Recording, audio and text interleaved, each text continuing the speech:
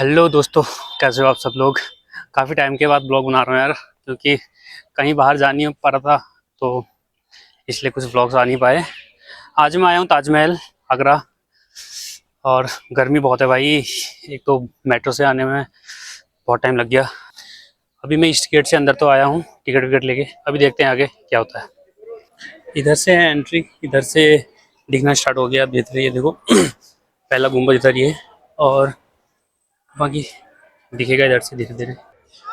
इधर से होगी अपनी एंट्री, चलते हैं इधर से। अभी यहाँ से हम एंटर करेंगे इस साइड से। ये है दरवाजे रोजा कहते हैं इसको, एंट्रेंस है इधर से अंदर के लिए।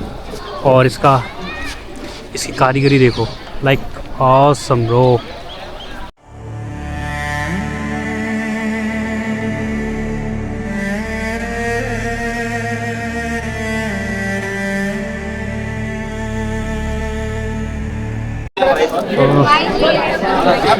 ये है सामने से ताजमहल, ऐसा व्यू दिखता है इसका।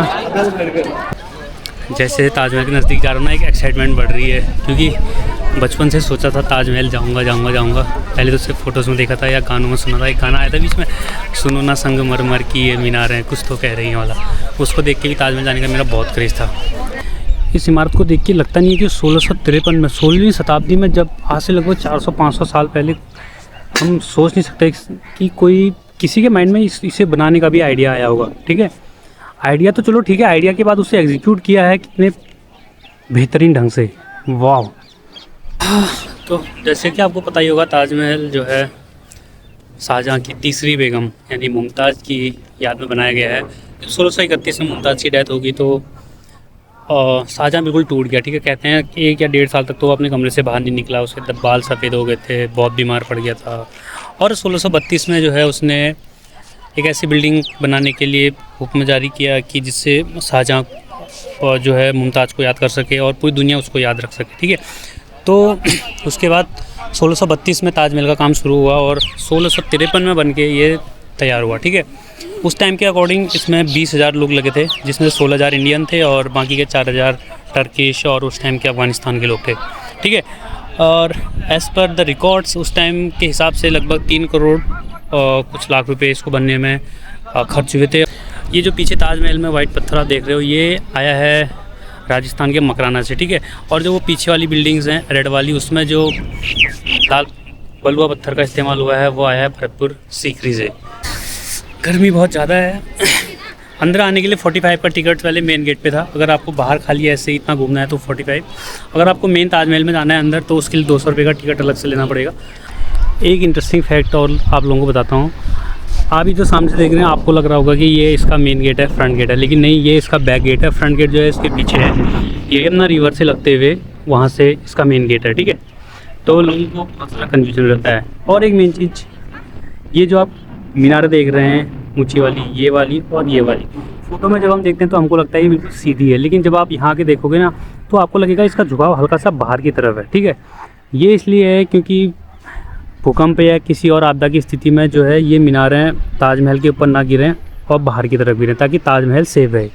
ठीक है, ये चीज़ें इंजीनियरिंग का बेहतरीन एग्जाम्पल है कि आज से 400-500 साल पहले भी किस टाइप के, किस लेवल के इंजीनियर हमारे पास थे।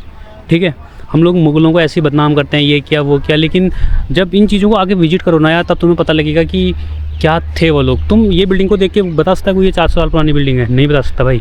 जैसी उस टाइम पे बनाई होगी वैसी ही अभी है, और आने वाले 400-500 साल आगे भी वैसी रहेगी। और जो अंदर मकबरा है मुमताज़ का, उसके लिए टिकट यहाँ से अलग से लेनी पड़ेगी 200 की।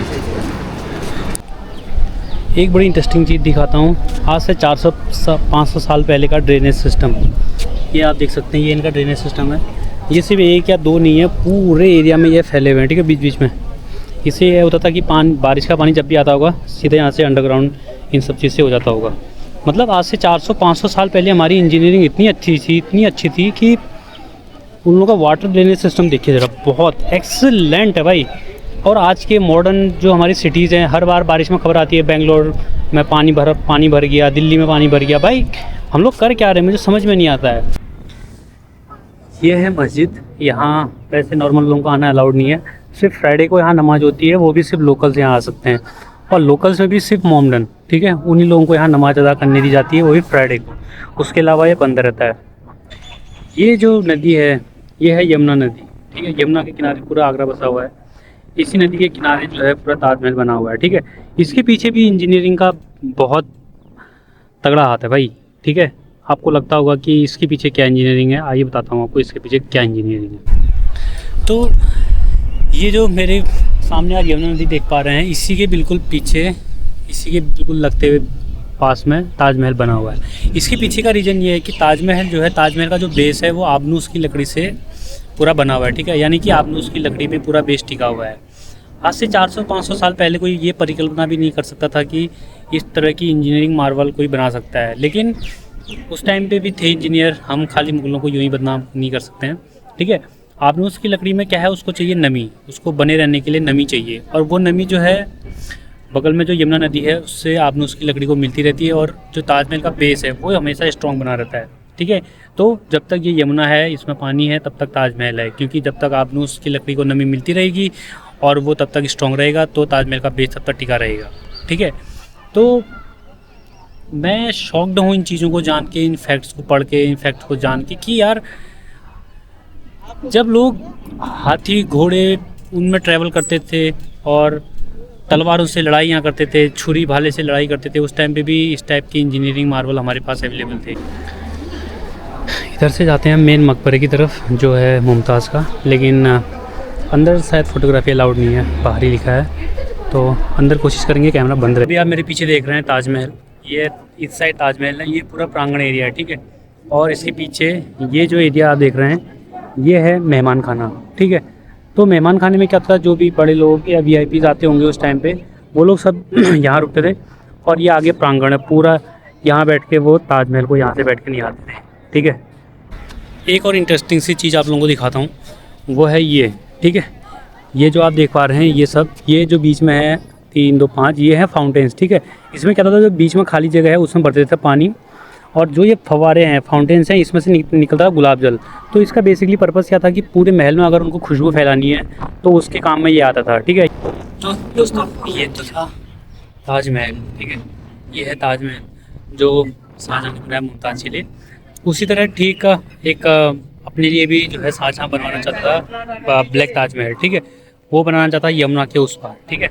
लेकिन उसका शायद बेस का कुछ काम हो चुका था, लेकिन औरंगजेब ने बोला नहीं पापा नहीं, आप रहने दो, अब तुम रहने दो, तुमने सफ़ेद बना लिया, काला बनाने की कोई ज़रूरत नहीं है, छोड़ दिया, ठीक है। तो उसी के चक्कर में जो है औरंगजेब ने अपने बाप को यानी शाहजहाँ को जो है आगरा फोर्ट में, वो आगे आगरा फोर्ट है, यहाँ से दिखता है साहब, वहाँ जो है उसे 8 साल कैद करके रखा, और वहीं से जो है शाहजहाँ अपने इस वाइट वाले ताजमहल को देखा करता था मुमताज़ की याद में, ठीक है। और आगरा फोर्ट में ही जो है शाहजहाँ की मृत्यु हो गई थी बाद में, ठीक है।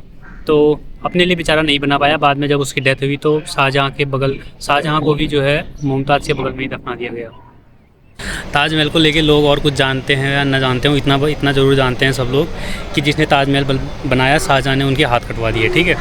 आई थिंक ऐसा एक्चुअली कुछ भी नहीं है, न ऐसा कोई हिस्टोरिकल या ऐसा कोई लिखित प्रमाण हमारे पास मौजूद है। और अगर कुछ ऐसा हुआ होता तो ऑब्वियसली सी बात है किसी ने अपनी जीवनी में या किसी उसमें लिखा ज़रूर होता। अब बाय बाय बोलते हैं ताजमहल को और निकलते हैं भाई, अब घर के लिए बहुत हो गया। अब मार्केट जाता हूँ, कुछ खाता पीता हूँ, बहुत भूख लग गई।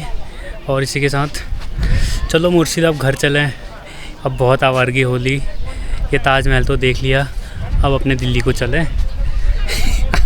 कुछ भी समझ नहीं आता तो मैं कुछ भी बोल देता हूँ, सो खुश रहने का ये भी एक तरीका है।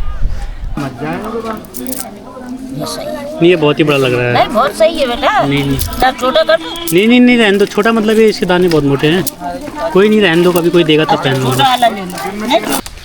मैं फ़िलहाल अपनी लाइफ के ऐसे एरा में घूम रहा हूँ जहाँ मैं अकेले घूमता हूँ, खुद से बातें करता हूँ, अकेले ही रहता हूँ, अकेले ही खाता हूँ, सब कुछ अकेले ही चल रहा है। और पता नहीं ऐसा क्यों है कि मुझे ऐसे ही अकेला ही अच्छा लगता है। कोई मेरी लाइफ में आने की कोशिश करता ले चलो तू खा ले, ले